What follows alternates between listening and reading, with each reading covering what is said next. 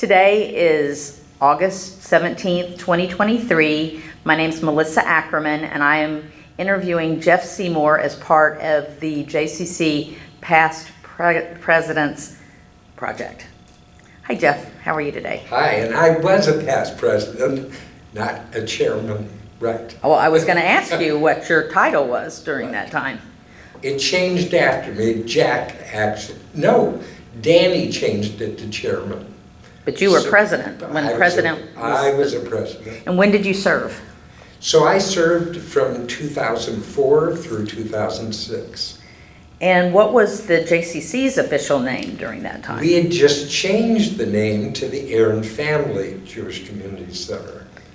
And what had it been before that? The Jewish Community Center of Dallas. Mm-hmm. And who were some of the lay leaders during your tenure?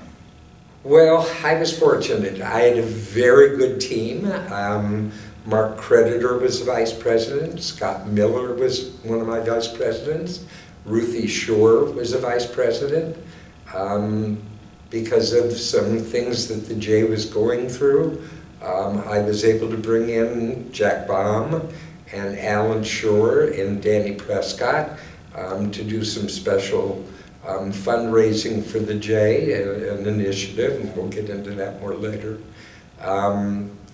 Kenny Goldberg and Yannette Hogue chaired Maccabi, and we did the first Maccabi games, so that made a big difference there. So we had some good leaders involved. Just 1 second. Okay. What was the relationship during your... Yeah, we're good. We're good. Just wanted to make sure. What was the relationship between the J and the Federation at that time? I know there were some challenges. There were challenges, but actually it was a pretty good relationship that we had.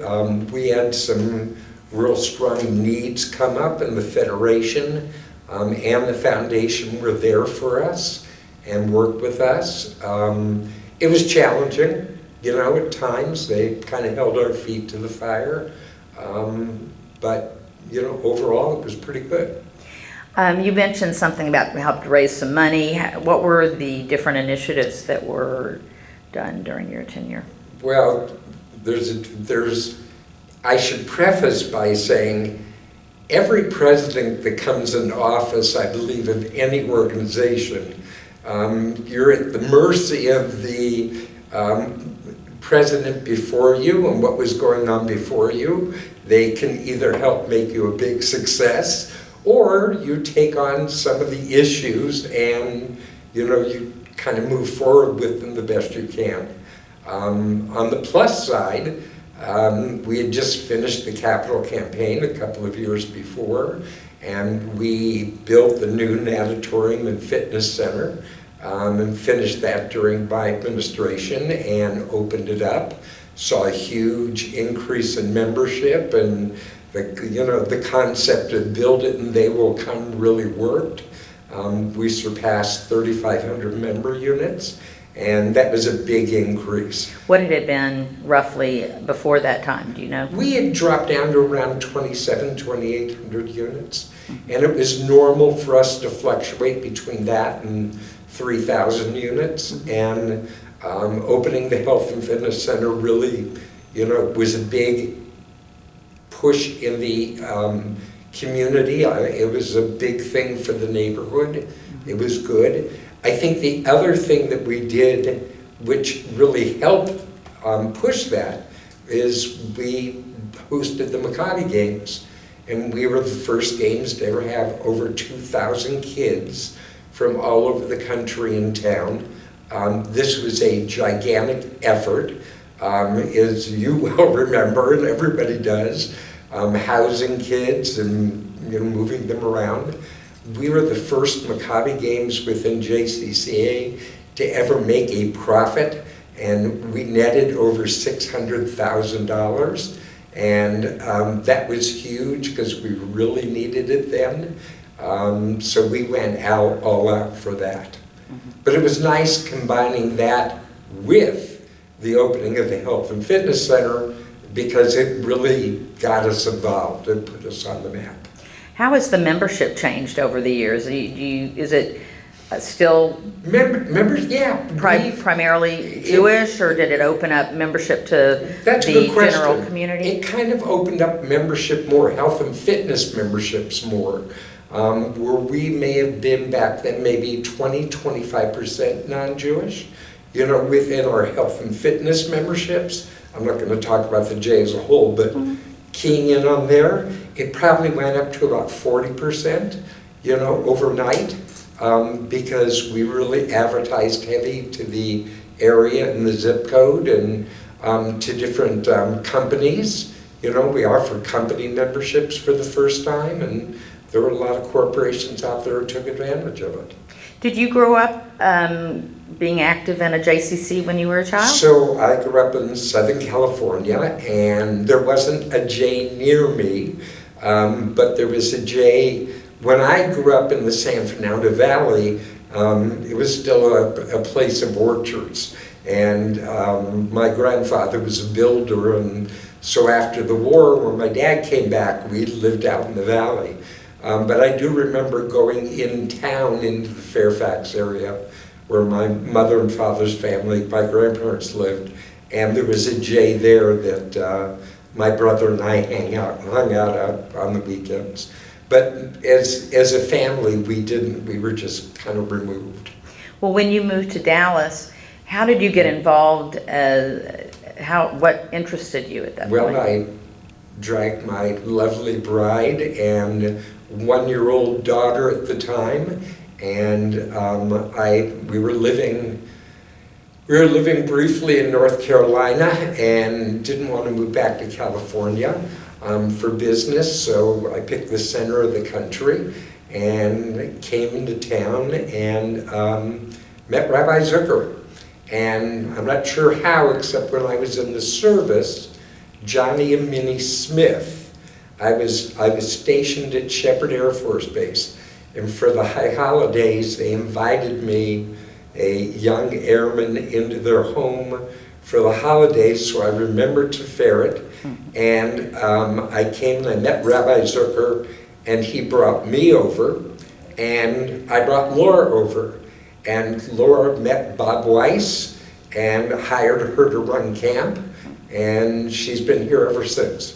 Okay, and what brought you in as a volunteer? Because you obviously did a lot as a layperson to work up to being a president of the JCC. I traveled a lot, and it was very, Laura was getting more and more involved, and especially as we had more children, and I enjoyed what she was doing, because Laura and I, not many people know, we met at camp. And we were 12 when we met. I was 12, she was 13. We met at camp. We enjoyed our years there, and it was fun helping her. And that's how I got involved. And if you wanted to see her, I guess you needed to I actually kind of had to come here. Her hours are just about the same. Yes, yeah, she was here all the time. Actually, it was Yannette and Jimmy who got me involved. It's funny that you said that. We had just built the preschool. When we went through redoing the initial building back in the mid-70s, we had built the preschool on. And Jimmy Hogue and Yannette was teaching the preschool, wanted dads to come in and help build furniture for the preschool, because it all came unassembled. And of course, I had all the tools and being in the furniture business, and I came over and spent a week building furniture and making a lot of new friends. That's great. So what kind of significant local, national, or international events had an effect on your term, kind of getting back into that? I don't know that there were any current events going on. I've kind of read through the questions. The interesting question to me is our relationship outside the Jewish community, and going through the capital campaign and reaching out to corporations in town for Maccabi and for naming opportunities at new places, introduced us to a lot of new people. Medical City, just what, and have to give all the credit to Stuart for that, and actually his mother, because Muriel Prescott worked at Medical City as the greeter, and if it wasn't for her, we would have never gotten to the CEO of Medical City. There are lots of stories like that. But it was very good. The Meadows Foundation, Bob Weiss had been a leader and an executive for a short time, but it allowed us to reach out to the Meadows Foundation for a very nice grant. And there were other just corporations that we got involved for the Maccabi games. So it was the first time we actually were out fundraising or making contact in the general community. Mm-hmm. And did you receive a lot of support from the general community? Yes, yeah. I think, I don't think we could have ever reached that $600,000, net, after Maccabi games. I doubt very many communities have ever reached that again. And, but it was because of that, the whole Dallas community support. I understand the Maccabi games were quite impressive.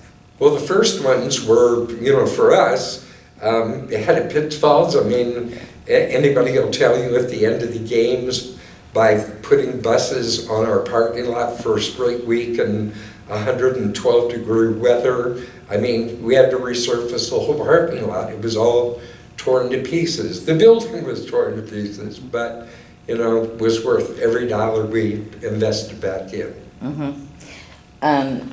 Was Dallas a cohesive community, you think, or divisive? Yeah, I think so. It was, those days with the Federation were actually pretty good. I mean, we were all on kind of the same page. Before I became involved here, I was more involved over at the Federation. The J had a very good working relationship with Jewish Family Service. So I think they did a lot of different initiatives together, whether it be with seniors or in the preschool, identifying kids with special needs. It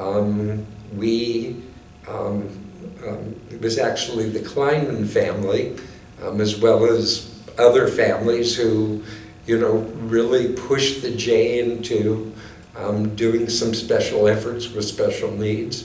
That's kind of where Tara came from.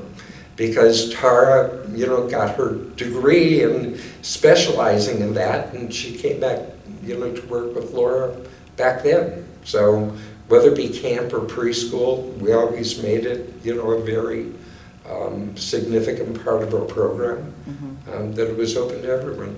Mm-hmm. What are some of the things you're most proud of during your term, or involvement at all at the J? Well, there's lots of things. I enjoy building. Mike Hirsch and I and Stuart Prescott led the building committee, that built the Health and Fitness Center and the natatorium. I enjoyed that part of it tremendously. Interestingly, we haven't talked about this, but getting Glencliff started was a huge initiative. What was Glencliff? Glencliff,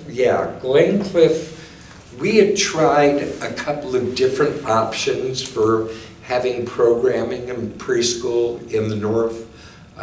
We had everything from a storefront to a very small building that was a preschool. The YMCA had a piece of property and a facility on the backside of a high school on Glencliff. And we bought the building from the Y with thinking that we could have a north facility because it had a gym, it had a health and fitness area, and it had an area of offices. We could turn it all into a preschool. And it was fun going out there and really capturing it and building it and getting people out there, the preschool age families involved in it. And then 4 years later, watching it not make it, we were basically losing $300,000 a year on the project, and realized very quickly, we were going into heavy debt, and we had to sell the facility. And that was during Stuart Prescott's term. Of course, Stuart the Weasel, I'll say this on camera. He's coming in next week. That's good. He left town, and I was sent up there as his vice president to tell the preschool parents that we were closing their school. Why do you think it just didn't make it? I think it was, we went through that whole focus piece and, with them and everything else. The biggest thing was many of the people in Plano were very happy with their membership here at the J. They worked downtown, they worked in, mid-Dallas, so they could work out on their way downtown or on their way home. The preschool people were very happy. We had a very thriving preschool, but it wasn't thriving enough that it could support everything else that, was going to go on up there. You can only lose so much money. Right. Was it cutting into the preschool here, the attendance, or was it? Yeah, probably a little bit, because we did see our numbers go back up. But even back then, we had very healthy numbers in the preschool here. And there were people up there who were there was a certain group who was supportive and moved their kids down here because they had been here to begin with. And there was another group that was very disappointed. And so I'm sure we helped to start some of the other preschools that are in the north because there was a need, but coming up with such a huge debt, was going to be very difficult to handle and pay off. Who was the executive director when you were here? Jay Jacobs. Okay. And who else did you work with over the years? I worked with Karen Stern. I worked with Bob Weiss. I worked with Harry Rosen. We had a number, Ricky Merlin, Ron Blumenthal. I mean, we had that goes back a long time. Harry Rosen had an assistant. His name was Ron Blumenthal, who is a brilliant man. He went on to, if I'm not mistaken, I think he ran B'nai B'rith International a couple of years after he left us. But he was Jeff Eisenberg. Jeff Eisenberg was very, very good. Still talk to him. He's still up in Omaha, not far from where he grew up in Sioux City, Iowa. Okay. And who were some of the lay people that were active? You've mentioned some. Are there any other people that you are thinking about? During my administration? Yes. I think the biggest help I'm going to give, since we talked about Glencliff, I had an excellent board of directors because we had a lot of very tough decisions to make. And we talked about, I was lucky to have, people like Ruthie Shore and Scott Miller and Mark. But we needed help. And we only had so many resources. And I reached out to Jack Baum and to Alan Shore. They brought Dan in, and I have to put David Veeder into that mix. He was president of the Federation at the time, and we had to come up with a plan to raise dollars. And how do we do this very, very quickly? And so I had Jack put together a group, and I met with them weekly, and it was really just crunching numbers, and then just going out and securing. There was a Dallas family. Where does this go? I don't. Well, you don't have to say a name. Yeah, there was a Dallas family that I went to and secured a guarantee on $1 million line of credit, because there was a period of time that we were having trouble making payroll. Yeah, you were at a very challenging period. It was a very challenging period of time. And, but we made it through it, and we made it through it stronger than ever. Within 2 years after, and I continued to work on that, but after the Maccabi Games and the opening of the Health and Fitness, within a year, 18 months, we were back in the black. And That's where the first B event came from, by the way. And What was the B event? the B event, we've always had a fall fundraiser. And it was actually taking that fall fundraiser, which may have, we'd be happy if it netted $200,000 20 years ago, and turning it into something that really generated, a lot of money. And the concept of it was exactly what it says, be part of this, and focusing on the J, what we do, what we mean to the community, and getting community involvement. And we had great chairs, all the time, and they were able to pull it together year after year, and it's still one of our biggest fundraisers today. Any other staff or lay people that you want to mention?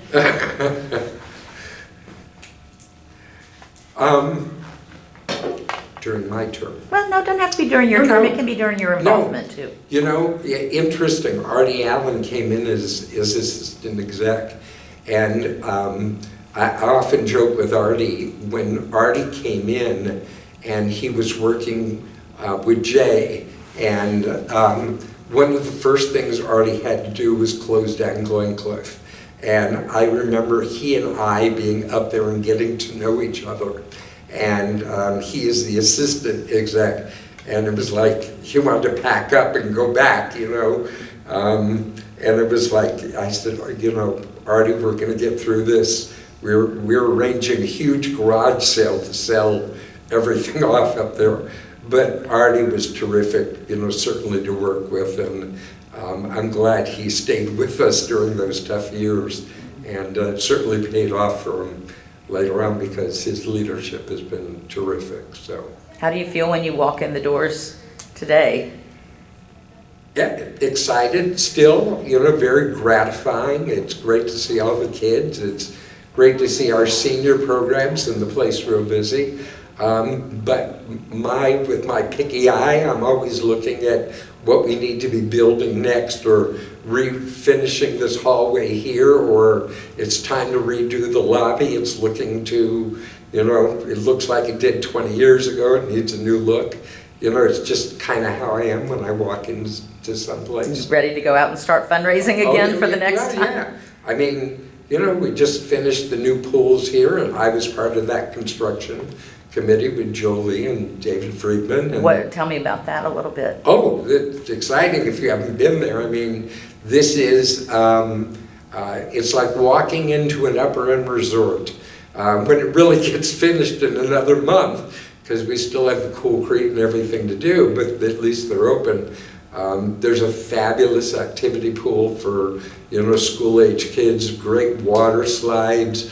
There's a new 6-lane lap pool, so there's plenty to do. There's going to be cabanas out there. They get delivered in the beginning of October, and it's lighted, so at night we can do things out there at night. There's all new lighting, and there's new sound systems and everything else, so it's going to be very exciting. The next step of the project is our locker rooms and an entrance to the natatorium.